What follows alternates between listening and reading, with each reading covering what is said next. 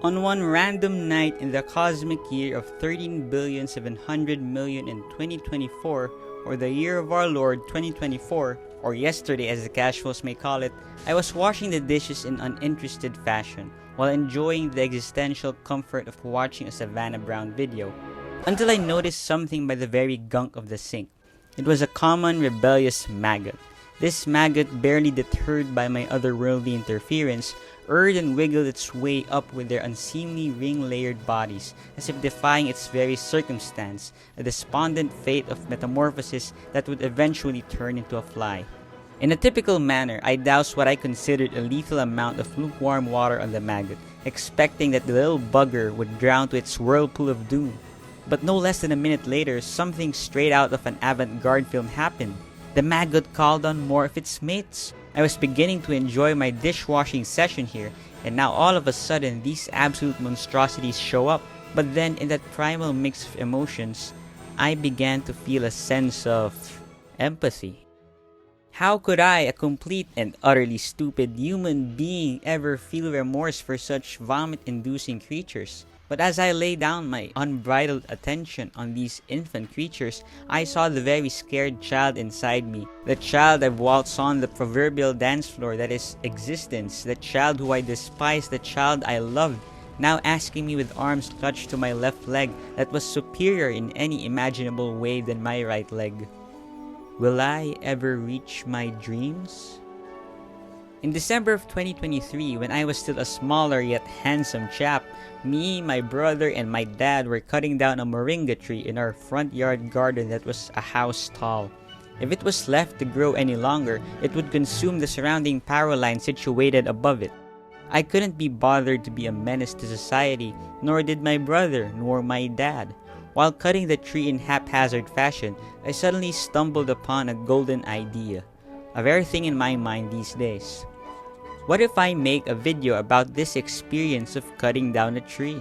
I thought, and what a tree it was, I also thought. But the undeniable portion of the question that I just could not resist in any way, shape, or form was the thought that, why not make a video? An origin story of this channel, most commonly known by my friends and peers, was that I stumbled upon a Minecraft Let's Play commentary video made by a YouTuber named Nico, aptly titled, "Relationships Are Hard." Hard indeed, but what was harder was Lord Gwyn on New Game Plus, my god. But what I've always left surreptitious to anyone but me was why I made the channel, not the videos. The idea of making the videos was spurred on by the video, but the channel itself, the idea came from the tree. Fast forward a year later and here I am, utterly shattered by the entropic death that painters and poets alike call an artist's block. Now see, if an artist's block was my favorite animal, it wouldn't be my favorite animal because it would be too hung up on its meaninglessness that it fails to follow the role I established it to be. A penguin would now be the bat, which is a way more interesting and brooding character as a person, but now it's just an animal, a bat, without the man, so now it's boring, like an artist's block. Congrats! If you're watching this video up to this point, you just watched the video of a 500 subscriber brickhead in his enlightenment quest to find his spark. Yoo-hoo for me! I have more subscribers than I have money in my wallet. But what was the point of 500 people, 507, sorry for the exclusion, following me and my thoughts, or whatever they deemed watchable? Could they, like me, have settled for less than an acceptable amount in the universe? Was I self-loathing once more? Or was it Magnus cum Gaudio on chess.com calling me poor? Well, darn it all, I should say, but that's not the spirit. That's not even a soul. What is a soul anyway? On the topic of superhero universes and schizophrenic humans on their quest to save the world, did you know that Iron Man, yes, the film, has a 7.9 rating on IMDb? With all its passion, its spunk, and its finesse, it managed to propel a failing company into the enigma that it is today. Now that's what you call a soul.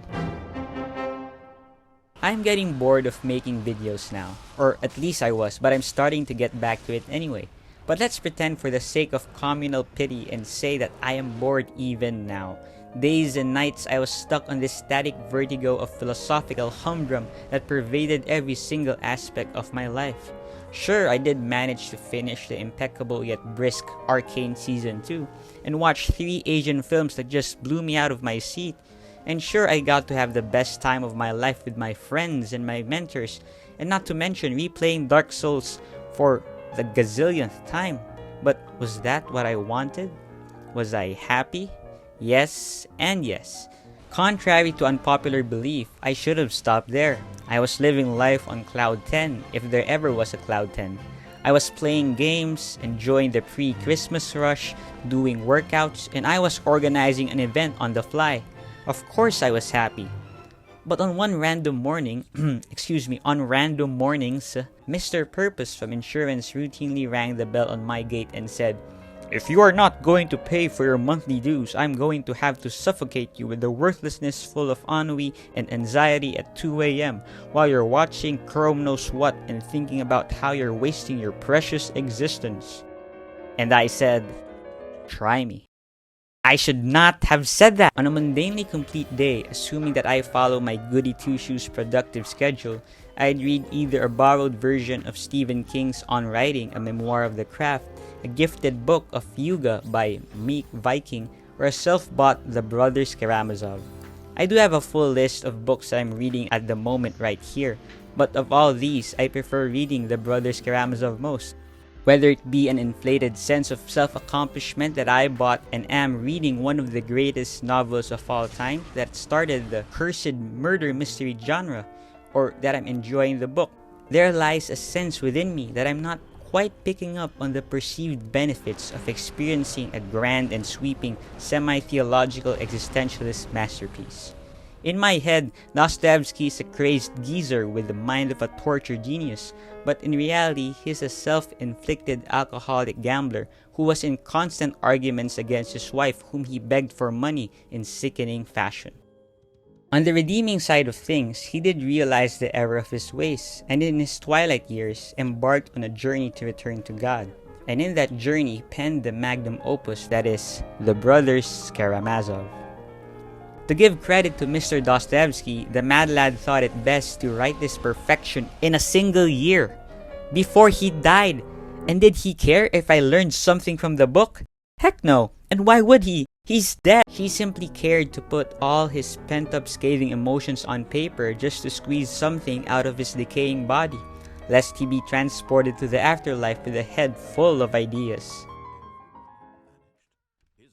When I was at my godfather's place celebrating his 24th birthday, I was idling by as I had barely slept more than 4 hours, and I drove there from our area for 2 hours. In my physically demolished state, I haggled with death to grant me a respite from life, and so I slept for a grand total of 30 minutes. Not bad for a self-proclaimed insomniac. And for the life of me, my dad, who was also at the party, encouraged me to sing karaoke with my godfather and his mates.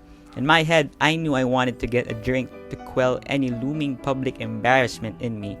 But to tell you the truth, I was just dumbfounded by what song I should sing. What song? In me lies a vault, and one of the bags of gold inside the vault contained all the possible songs I could sing in a karaoke. And it was empty. The gold ingots were stolen by the infamous bandit named Forgetfulness, and I was victim to his treacherous schemes. How dare he?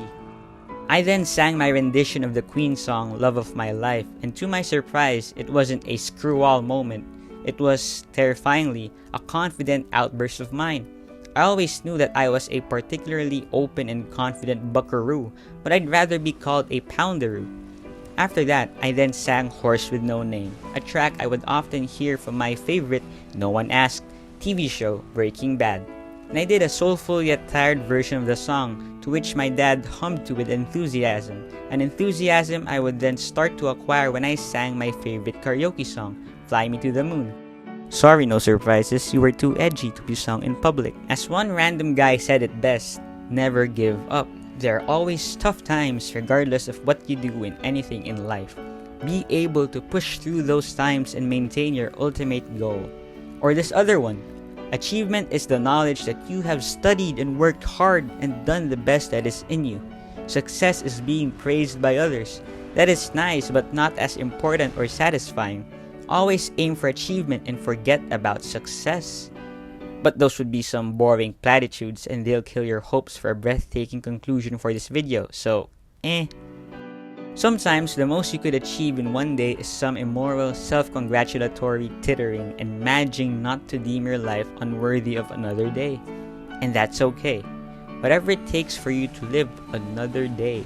Just make sure that the day after that will be better, where you see life as an experience to enjoy, not a damp, algae-filled infestation of hopes and dreams. And then perhaps in a few weeks' time, you'll have the best moment of your life and you'll realize that it is worth doing something after all.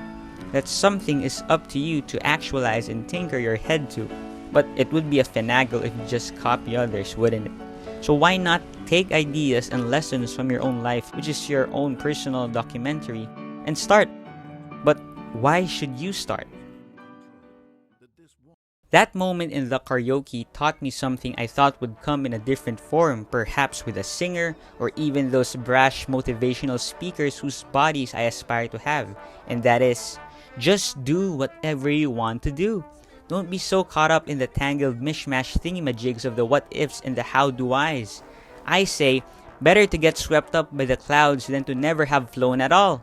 I say better to write in existentially awkward fashion inside the bathroom stall, inside a bathroom, inside a random mall, a Target perhaps, inside a random suburban village, inside a random state, in a random country, in a random continent of the exceptionally random Earth, that is inside the overrated solar system, that is inside the galaxy, inside a universe God created out of love and other feelings. But don't ask me, because I say better to have crawled on the sink walls like those maggots and get washed down in tyrannical duress than to have wiggled in the dark chasm of the soul-sucking, gunk-filled, stinky sink pipes. For if there's one thing to end your life over, that would be ignoring the petulant and rather monotonous knock on your door because you were too comfortable sitting on the 20-year-old couch your grandmother bought for your mother and eating lasagna your other grandmother cooked for your dad. But please, don't think about ending yourself. Just open the door. It may be the infamous bandit named Forgetfulness coming to steal your memories, or it may be that life-changing idea willing to take a chance on you to forge your own identity. Because if the maggots bet their lives on it, so should you. Or maybe I am a maggot, and I'll buzz away ready to feast on your leftovers. Thank you for 500 subscribers, and thank you for watching.